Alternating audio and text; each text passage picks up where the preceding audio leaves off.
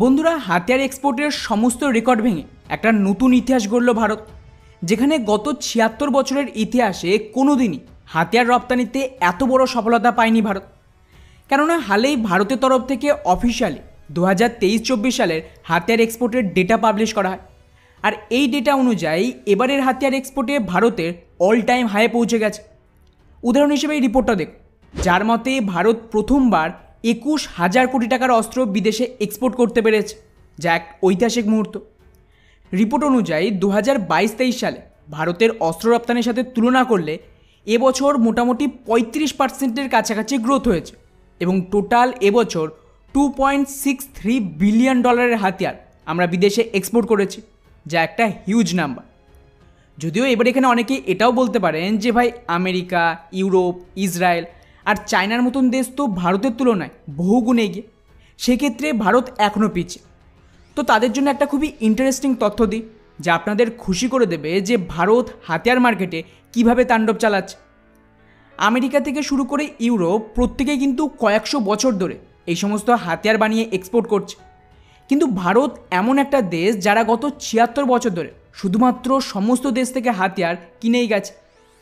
2015 সালে প্রথমবার Bharat make in India শুরু করে, আর 2020 সালের পর আত্মনির্ভর ভারত শুরু হয়, যেটা মাত্র 4 বছর আগের ঘটনা।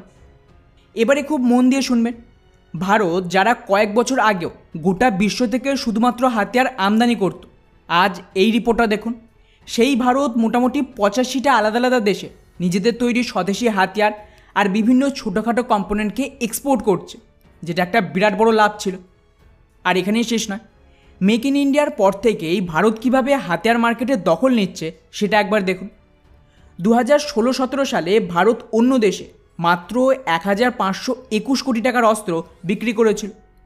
এরপর 2017-18 সালে এটা বেড়ে ডবলের বেশি হয়ে যায় এবং ওই বছর ভারত মোটামুটি 4,682 কোটি টাকার অস্ত্র বিভিন্ন দেশে এক্সপোর্ট করে। আর এরপর প্রতি বছর এই সংখ্যা বেড়েই চলেছে। 2018-19-এ ভারত টোটাল $1 বিলিয়ন বেশি অস্ত্র বিক্রি করে, আর টোটাল ওই বছর 10,000 কোটি টাকার আয় হয়। এরপর 2021-22-এ এই সংখ্যা তো আরও বেড়ে 12,000 কোটিতে পৌঁছে যায় এবং ফাইনালি গত বছরে বিদেশে ভারতের টোটাল হাতিয়ার বিক্রি হয়েছিল 15,920 কোটি টাকার, অর্থাৎ প্রায় $2 বিলিয়ন আশেপাশে। আর এবছরে এই সংখ্যা আরও 32% বেড়ে সোজা 21,000 কোটিতে পৌঁছে গেছে, মানে গত বছরের তুলনায় আরও 5,000 কোটি টাকা বেশি। ফলে বুঝতেই পারছেন যে প্রতি বছর যে স্পিডেই এক্সপোর্ট বাড়ছে, তাতে 2030 সালে ভারত কোথায় পৌঁছে যাবে কল্পনা করাও মুশকিল। আর এখানেই শেষ নয়, ভারত সরকারের অফিসিয়াল রিপোর্ট অনুযায়ী 2004-05 সাল থেকে 2014-15 সাল, মানে প্রায় 10 বছরে ভারত কত টাকার হাতিয়ার এক্সপোর্ট করেছিল জানেন? মাত্র 4,000 কোটি টাকা। আর এরপর 2014 থেকে 2024 সাল, মানে গত 10 বছরে ভারত এক লাফে 88,319 কোটি টাকার হাতিয়ার বিদেশে এক্সপোর্ট করেছে, যা প্রায় $10 বিলিয়ন বেশি। ফলে এর থেকে বড় প্রমাণ হয় না যে ডিফেন্স মার্কেটে ভারতীয় হাতিয়ারের ডিমান্ড কতটা বেড়ে গেছে। তবে এখানে সবচেয়ে ইন্টারেস্টিং বিষয়, এই বছর আরও বড় বড় ডিল হতে চলেছে। উদাহরণ হিসেবে ফিলিপিন্সের ব্রহ্মোস মিসাইল ডেলিভারি শুরুর আগে চীন ওদিকে ওদের বিরুদ্ধে অ্যাগ্রেশন শুরু করে দিয়েছে, ওদের জাহাজে লাগাতার অ্যাটাক হচ্ছে। তাই রিপোর্ট অনুযায়ী ফিলিপিন্স আরও অতিরিক্ত ব্রহ্মোস মিসাইল এবছর চুক্তি করবে। এছাড়াও অ্যাটাক হেলিকপ্টার, নেভাল হেলিকপ্টার, এগুলোর ডিলও বাকি রয়েছে। ওদিকে আর্মেনিয়ার আজারবাইজান যুদ্ধের জন্য রেডি হচ্ছে, সম্ভাবনা রয়েছে যদি দুই দেশের মধ্যে যুদ্ধের পরিস্থিতি তৈরি হয় বা যুদ্ধ হয়, সেক্ষেত্রে আর্মেনিয়া আরও অতিরিক্ত কয়েক বিলিয়ন হাতিয়ার ভারত থেকে অর্ডার দেবে। এমনকি এর মাঝে ওদিকে গুয়েনার মতন দেশেও ভারতের তরফ থেকে এক্সপোর্ট শুরু হয়ে গেছে। এই রিপোর্টটা দেখুন, ভারত প্রথম দুটো ডর্নিয়ার বিমানের ডেলিভারি অলরেডি গুয়েনাতে পাঠিয়ে দিয়েছে।